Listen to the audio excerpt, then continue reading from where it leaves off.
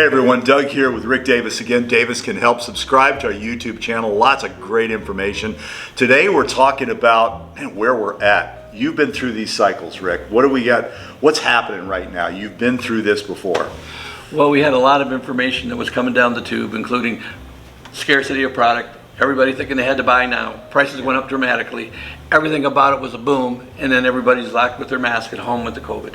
So what's happened is life is changing, but the inflation of not having things has caused interest rates to jump up and causing the inflation rule to make America very nervous. Yeah. It's the highest inflation in 40 years. It's crazy. Now, a lot of people will remember the subprime crisis, 2008, 2009, 2010, along and through there. Is this different? This is completely different. One actually I think was a relationship to the COVID, and then everything else, some took advantage, some failed.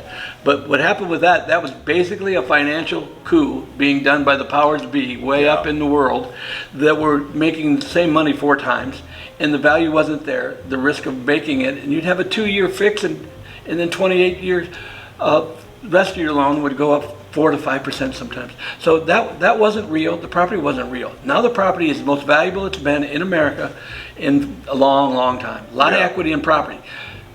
The situation is completely different.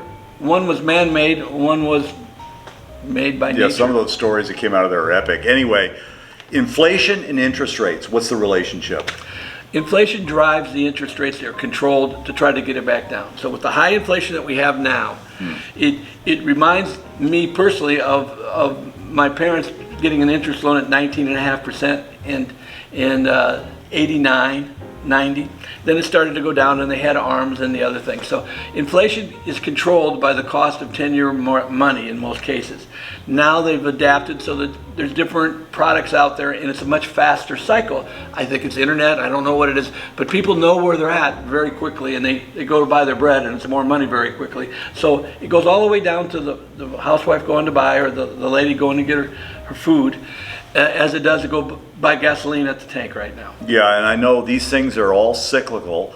I know you can't predict the future, but give me a little thought about what you think is ahead. What's happening down the road? I believe right now, from the people that I've studied, the rates are pretty consistent where they're going to be between now and the next maybe 3 quarters. And then for elections and other things happen, they think they'll slow down the inflation. It was terrible for the last 3 quarters. But now they think they've got it where it needs to be.